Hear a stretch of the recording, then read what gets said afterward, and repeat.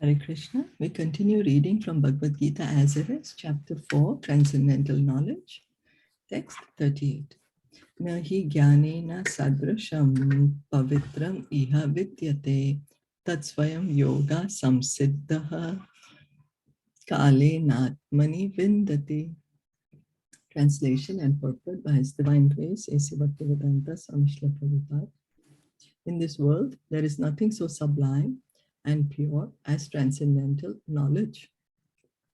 Such knowledge is the mature fruit of all mysticism, and one who has become accomplished in the practice of devotional service enjoys this knowledge within himself in due course of time. When we speak of transcendental knowledge, we do so in terms of spiritual understanding. As such, there is nothing so sublime and pure as transcendental knowledge. So transcendental knowledge is to understand our true spiritual position. It's not material. So it is pure and it is sublime. Now, what's the cause of our bondage? Cause of our bondage is ignorance. What means bondage? That we are bound by the material laws, by the modes of material nature. And why we are bound? Because we are ignorant. And what is knowledge? And knowledge is the cause of our liberation. So when we get this pure transcendental knowledge, then we get liberated. Then this knowledge is the mature fruit of devotional service. And when one is situated in transcendental knowledge, he need not search for peace elsewhere, for he enjoys peace within himself. So how can we get this knowledge? By engaging in devotional service, by hearing and chanting. This knowledge is the mature fruit of devotional service. So the more we hear and chant, the knowledge will be revealed to us. It will be revealed to us. And then when one is situated, when we have completely realized this knowledge, then we are peaceful. Why? Because the soul is peaceful.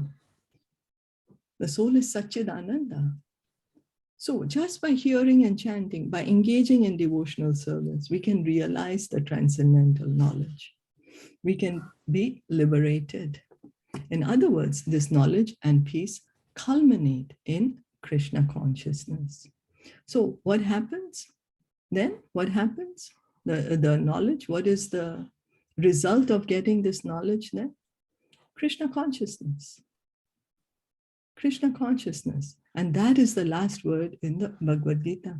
Because Krishna says to Arjuna, Sarva Dharmam Parityagya, give up all, abandon all varieties of religion and just surrender unto me.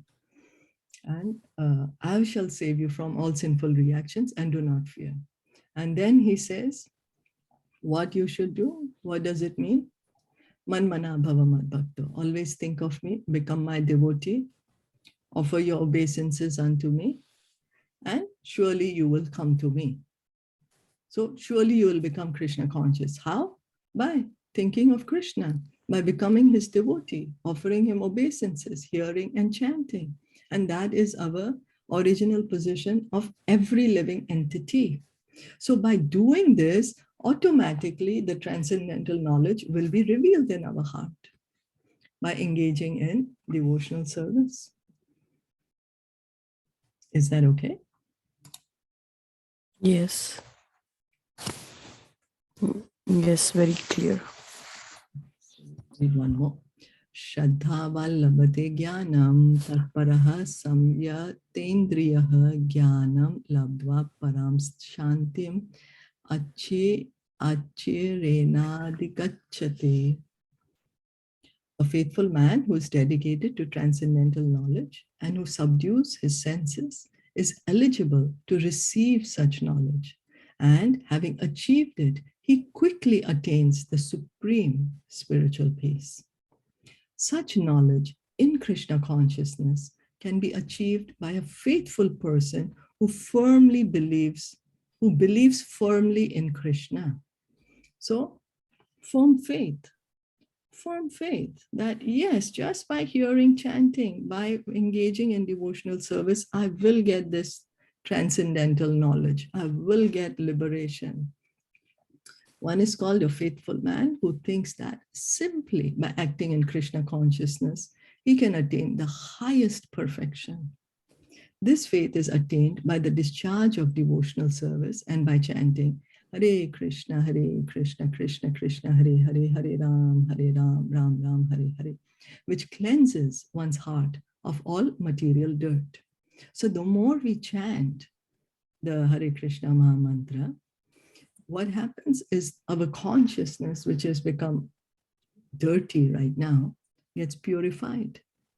It gets purified. Then the more we have faith in Krishna and the more we continue, what happens? Then we get washed off our dirt. When the dirt is washed off, automatically all the knowledge is revealed to us then. Automatically, it doesn't need a separate endeavor. Over and above this, one should control the senses. A person who's faithful to Krishna and who controls the senses can easily attain perfection in the knowledge of Krishna consciousness without delay. So control of senses. What does it mean to control the senses? It means that engage the senses for engaging in devotional service. That's how we can control the senses. By hearing, chanting, worshipping the deity, tasting, honoring prasadam, like that. Because otherwise the senses will make us do material things. The mind will make us do material things. But if we engage the mind in always thinking of Krishna, then it is becoming purified. Our consciousness is becoming purified. Our mind is becoming purified. And then all the knowledge will be revealed to us. And we can be situated in our original Krishna consciousness. Easily attain perfection in the knowledge of Krishna consciousness. So just continue hearing and chanting, and we can achieve the highest perfection.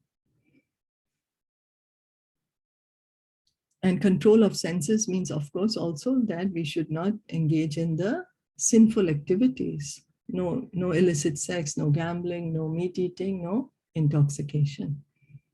And continue to hear and chant. Is that okay? Yes. So we'll stop here for today. Okay. Bhagavad Gita ki jai. Jai. Ki jai. Gaur Bhakta Vrinda ki jai. Hare Krishna. Thank you. Hare Krishna.